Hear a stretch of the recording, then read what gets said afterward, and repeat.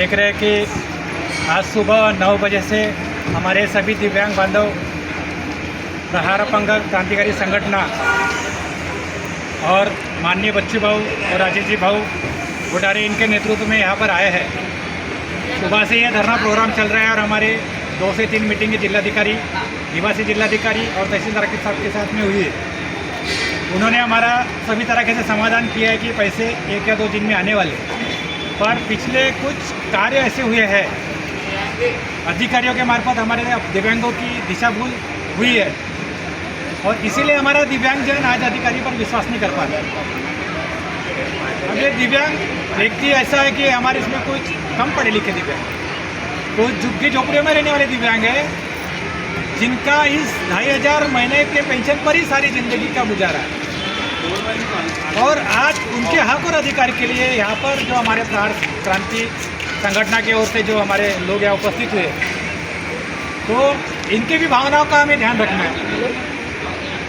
कुछ लोग हमारे दिव्यांग लोग ऐसे जा चुके हैं क्योंकि हमने उनको समझाया, क्योंकि उनके घरों में समस्या आती है, किसी के छोटे बच्चे, किसी के रहने की शारीरिक असंगता है कि वो ज़्यादा देर धूप में नहीं रह सकता, बाहर नहीं रह सकता है। कुछ महिलाएं हैं जिन पर परिवार की जवाबदारी है, इसलिए हमने उनको रवाना कर दिया है। अभी यहाँ पर जो संस्था के जो मेन पदाधिकारी लोग बैठे हैं, तो हमारे नेता, हमारे धर्म भाऊ, जिनका हमें आदेश है कि हम यहाँ कुछ देर रुकते हैं, तो प्रशासन से भी मेरा नम्र निवेदन है कि कम से कम हमारे 10-15 दिव्यांगों को अगर वो मैसेज आ जाता है, पैसे के क्रेडिट होने का मैसेज अगर आ जाता है, तो हम यहाँ से शांतिपूर्वक चले जाएंगे। अन्यथा प्रशासन हमें खुद मजबूर कर रहा है कि हम यहाँ रुके और खुद को तकलीफ दें। तो अगर शासन चाहता है, वो हमारी परीक्षा लेना चाहता है, तो हम उसके लिए तैयार हैं। हम अपने दिव्यांगों के लिए अपना खून का एक कतरा बहाने के लिए तैयार है, यहाँ पे रात भर भूखे रहने के लिए तैयार है और अपनी जान देने से भी पीछे नहीं हटेंगे। ये हमारा प्रहार का कार्यकर्ता जिलाध्यक्ष होने के नाते मेरा आप सबसे ये आह्वान है। लेकिन हमें आपके बारे में भी सोचना है, कहीं नरम कहीं गरम होकर इस विषय को हमें समझाना है, क्योंकि सभी की वो कैपेसिटी नहीं है। क्या रुक सकते हैं जो लग गए, उनसे हमारी कोई नाराज़ी नहीं है। हम समझ सकते हैं कि उनकी कुछ पर्सनल समस्या है, पारिवारिक समस्या है, तो जो लोग रुक सकते हैं वो हमारे साथ यहाँ रुकेंगे। और यहाँ जो लोग रुक रहे हैं उनसे भी मेरा नम्र निवेदन है कि किसी भी प्रकार का असंवैधानिक काम ना करें।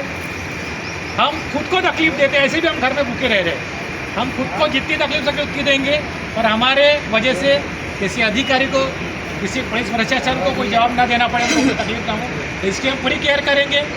जब तक हमारे धर्म भाव, हमारे नेता हमें आदेश नहीं देते, हम यहाँ से एक इंच चलने वाले नहीं है, चाहे इसके लिए हमें प्रशासन जेल में क्यों ना डाल दे, हम यहाँ से हलेंगे नहीं।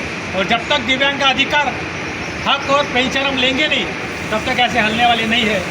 और मेरा सभी मेरे फिर से पदाधिकारियों से यह कि आपको तकलीफ हो रही है, हमें समझता है, लेकिन सरकार को तकलीफ दिखाए बगैर हमें कुछ मिलने वाला भी नहीं है। तो आपको समस्या होंगी, इसके लिए मुझे दुख है कि हम आपकी व्यवस्था नहीं कर पा रहे हैं। लेकिन ये दुख जो है हम सबको मिलकर सहना पड़ेगा। हमारे भाइयों के लिए सहना पड़ेगा जो हमारे भाई घर पे है, जो आ नहीं सकते, कुछ मजबूरी की वजह से नहीं आ सकते, कुछ पैसों की वजह से नहीं आ सकते, तो उन सबका दायित्व भी हम पर है। उन सबके अधिकारों के लिए भी हमें लड़ना है। तो अभी हम पूरा दारोमदार हमारे सभी सभासदों पर और हमारे धर्मभाव पर छोड़ते हैं कि वो हमें जैसा आदेश देंगे हम वैसे ही काम करने के लिए तैयार हैं। धन्यवाद।